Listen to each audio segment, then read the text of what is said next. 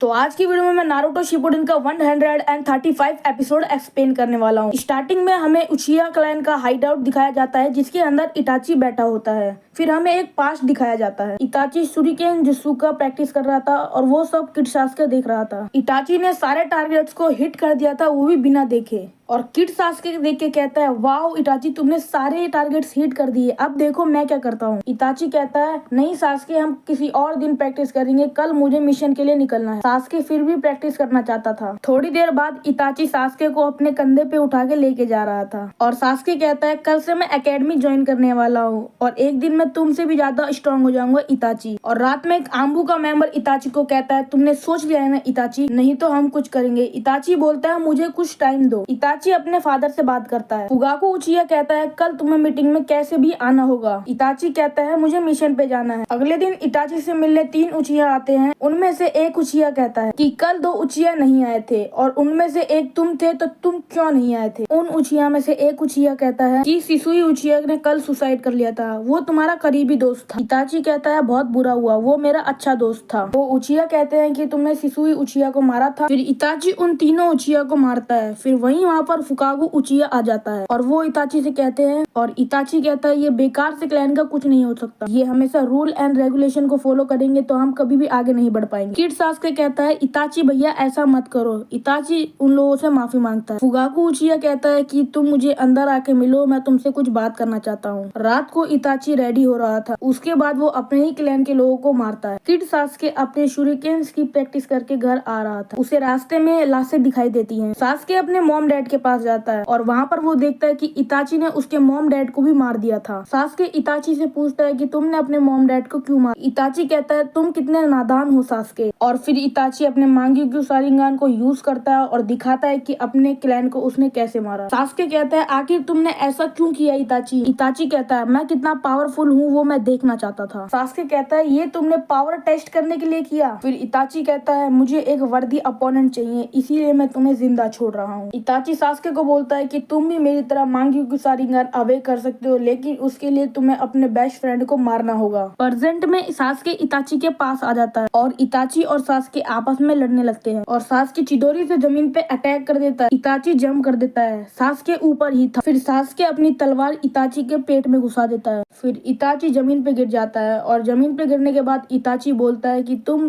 ताकतवर हो चुके हो सास्के। इताची अपने हाथ से इशारा करता है और सास्के वहाँ पर देखता है तो इताची वहाँ पर बैठा हुआ था। सास्के इताची को कहता है, मरने से पहले एक बात बताओ। और सास्के पीछे से जाकर इताची के पेट में फिर से तलवार घुसा देता है। सास्के कहता है, तुम भी उचिहा पुलिस फोर्स को एक साथ खत्म नहीं कर सकते, तो ये करने में तुमने किसकी मदद ली। फिर इताची कहता है, वो है मादरा उचिहा। सास्के मादरा उचिहा का नाम सुन के डर जाता है और कहता है, मादरा उचिहा।